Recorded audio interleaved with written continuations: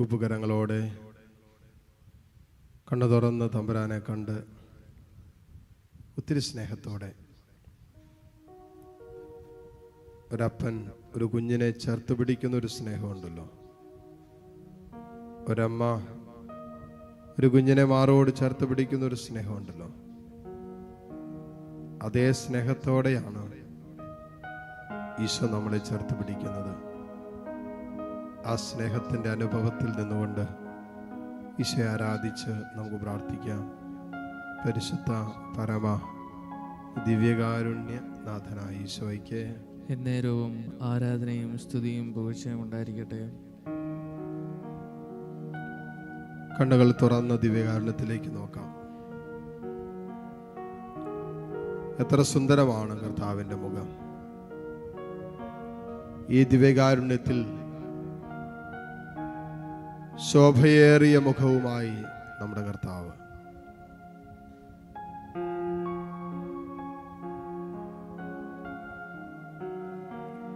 നിന്റെ സങ്കടങ്ങളെ, നിന്റെ വേദനകളെ എല്ലാം കണ്ടുകൊണ്ടിരിക്കുന്ന കർത്താവ് ഇത് ഇയാൾ താരയിലുണ്ട്. മോളെ, മോനെ,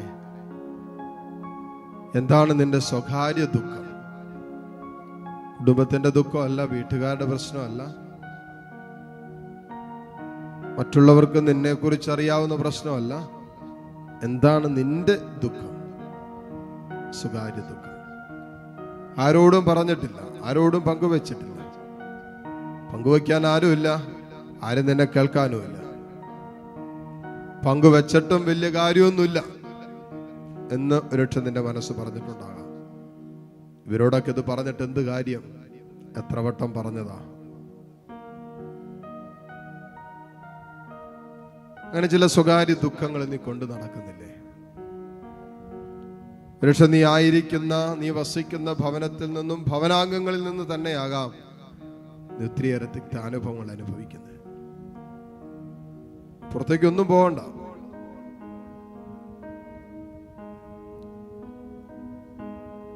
ഉള്ളിൽ നിന്ന് തന്നെ ഒത്തിരിയേറെ വേദനകളും സങ്കടങ്ങളൊക്കെ കൊണ്ട് നടക്കുന്നുണ്ടാകാം.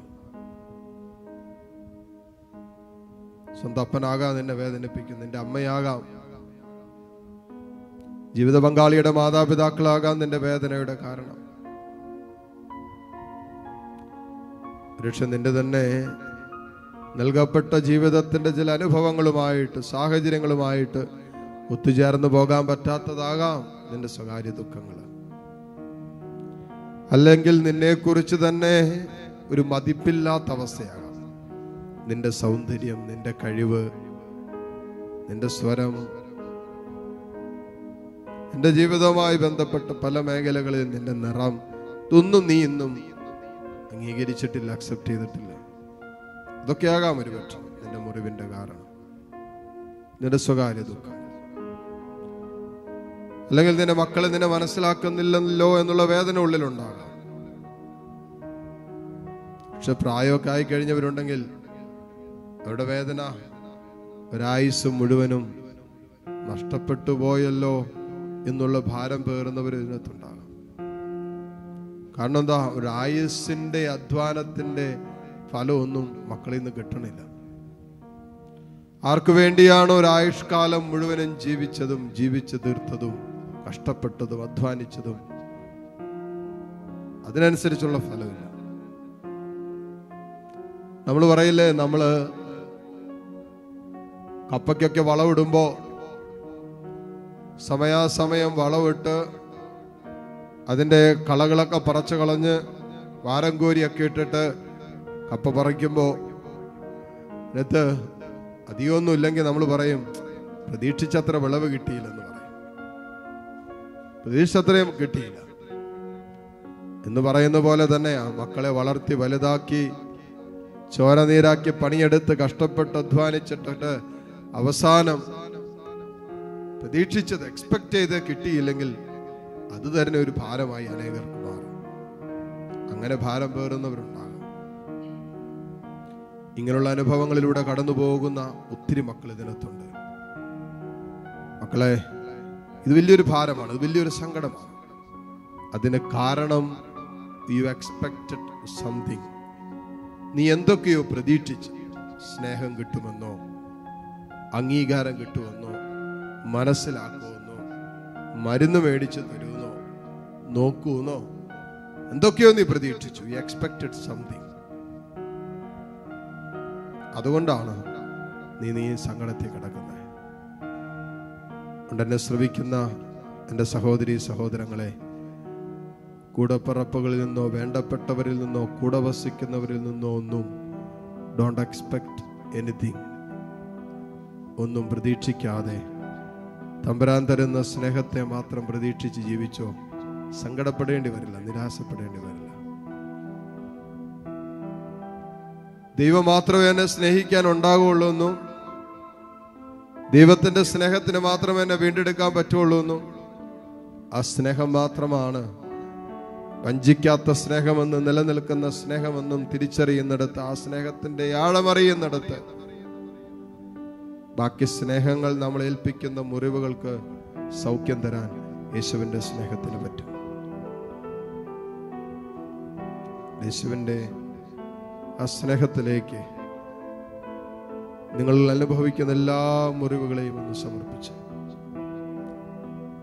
സ്വന്തം കുടുംബത്തിൽ നിന്ന് നിങ്ങൾ ഏറ്റെടുക്കേണ്ടി വരുന്ന വേദനകളെ സമർപ്പിച്ച്, സ്വന്തക്കാരിൽ നിന്നും, ബന്ധുക്കാരിൽ നിന്നും, സുഹൃത്തുക്കളിൽ നിന്നും, അയൽവാസികളിൽ നിന്നൊക്കെ, എന്തിനേറെ സ്വന്തം ജീവിത പങ്കാളിയിൽ നിന്നും, മക്കളിൽ നിന്നൊക്കെ ഏറ്റെടുക്കേണ്ടി വരുന്ന ഒത്തിരിയേറെ മുറിവുകളില്ലേ, വേദനകളില്ലേ, സങ്കടങ്ങളില്ലേ, തിക്താനുഭവങ്ങളില്ലേ, ഈശോയ്ക്ക് കൊടുത്തേ. തമ്പുരാനെ, രക്ഷ ഞാൻ ഒത്തിരി എക്സ്പെക്ട് ചെയ്തത് കൊണ്ടാകാം, മക്കളിൽ നിന്നൊക്കെ ഒത്തിരി പ്രതീക്ഷിച്ചത് കൊണ്ടാകാം ഇത്ര സങ്കടം. തമ്പുരാനെ, പ്രതീക്ഷകളൊന്നുമില്ലാതെ, ഒരു അമിത പ്രതീക്ഷയും മക്കളിലോ കുടുംബാംഗങ്ങളിലൊന്നും ചെലുത്താതെ, ദൈവം നിന്റെ സ്നേഹത്തെ പ്രതീക്ഷിക്കാൻ, നിന്റെ കരുണയെ പ്രതീക്ഷിക്കാൻ, നിന്റെ കരുതലിനെ മാത്രം പ്രതീക്ഷിച്ച് ജീവിക്കാൻ കൃപ തരണമെന്ന് പ്രാർത്ഥിക്കാം. കരങ്ങൾ രണ്ട് തുറന്ന് ഈശോയിലേക്ക് നീട്ടിപ്പിടിക്കാം. കണ്ണു തുറന്ന് കർത്താവിനെ കാണാം. ദൈവമേ, നീ തരുന്ന സ്നേഹമുണ്ടല്ലോ, അത് അനുഭവിക്കേണ്ടതുപോലെ അനുഭവിച്ച, അത് കിട്ടേണ്ടതുപോലെ ഞങ്ങളുടെ ചങ്കി കിട്ടിയാൽ തമ്പുരാനെ, ഞങ്ങൾക്കറിയാം ആരെല്ലാം ഞങ്ങൾ ഉപേക്ഷിച്ചാൽ, ആരെല്ലാം ഞങ്ങളെ തള്ളിക്കളഞ്ഞാലും, ആർക്കെല്ലാം ഞങ്ങളെ വേണ്ടെന്ന് പറഞ്ഞാലും, it's okay, because we don't expect them to do so. നമ്മൾ അവരിൽ നിന്നും അങ്ങനെ ഒന്നും ആഗ്രഹിക്കുന്നില്ല. അങ്ങനെ ഒരു ജീവിതം നയിക്കാൻ തമ്പുരാനെ കൃപ തരണമെന്ന് പ്രാർത്ഥിക്കാം. കരങ്ങൾ ഈശോയിലേക്ക് നീട്ടി കണ്ണു തുറന്ന് കർത്താവിനെ കണ്ട് സ്തുതിച്ച് പ്രാർത്ഥിച്ചേ. Hallelujah, hallelujah. ആരാധന, ആരാധന, ആരാധന, ആരാധന.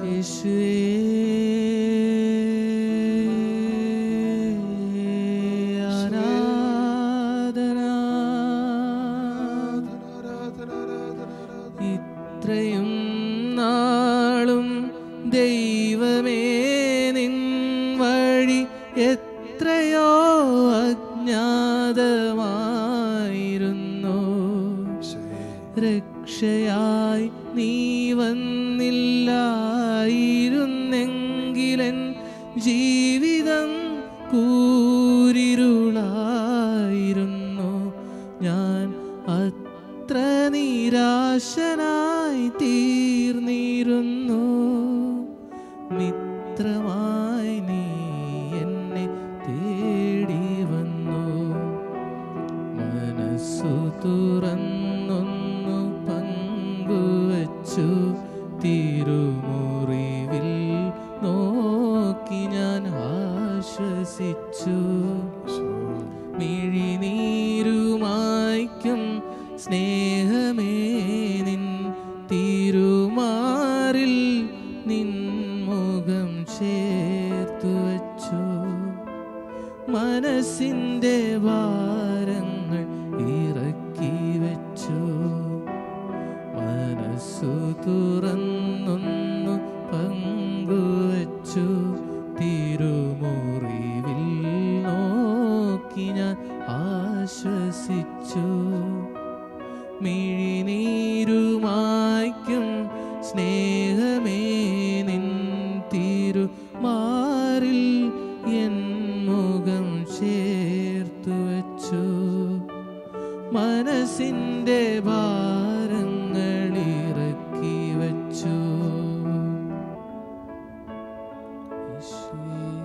മുട്ടുകുത്താൻ സാധിക്കുന്ന എല്ലാ മക്കളെയും നിമിഷം മുട്ടുകുത്തുന്നു. നിങ്ങളുടെ എല്ലാ വ്യക്തിപരമായ പ്രാർത്ഥനകളും നിയോഗങ്ങളും ദൈവസന്നിധിയിലേക്ക് ഉയർത്താം. ദിവികാരുണ്യ ഈശോ നമ്മളെ ആശീർവദിക്കാൻ ഒരുങ്ങുന്ന നിമിഷം.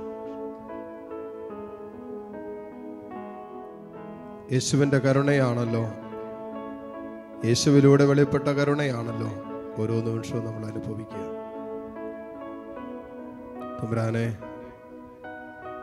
ഇവിടെ എല്ലാ സ്വകാര്യ ദുഃഖങ്ങളെയും ഈ മക്കളിപ്പോൾ നിന്റെ സന്നിധിയിലേക്ക് ഉയർത്തുന്ന എല്ലാ നിയോഗങ്ങളെയും ഞാൻ അനുഗ്രഹിച്ച് ആശീർവദിക്കണമേ എന്ന് പ്രാർത്ഥിക്കുന്നു. കരങ്ങൾ തുറന്ന് ഈശോയിലേക്ക് നീട്ടിപ്പിടിച്ച് സ്തുതിച്ച് പ്രാർത്ഥിച്ചുകൊണ്ട് ഈശോയുടെ ആശീർവാദം നമുക്കിപ്പോൾ സ്വീകരിക്കാം. ആരാധന യേശുവേ.